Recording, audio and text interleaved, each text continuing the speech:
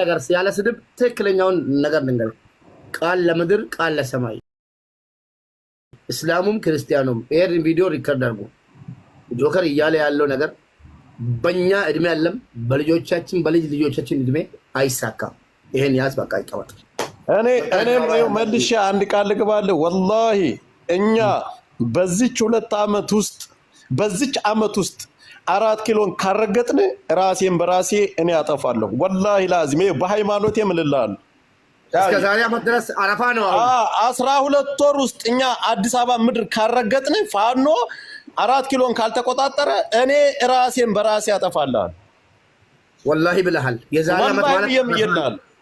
ኦኬ አረፋ ምንም አይነት ኑሮም ስለማልፈልግ ኦኬ በጣም እርግጠኛ ነው ስለሆነ የሚመጣው አረፋ ፋኖ የሚመጣው አረፋ እንኳን ደረሳችሁ የሚለው ቤተ መንግስት ውስጥ ሆኖ ነው ማለት ነው። ቤተ መንግስት ውስጥ ነው የሚጋበዙት።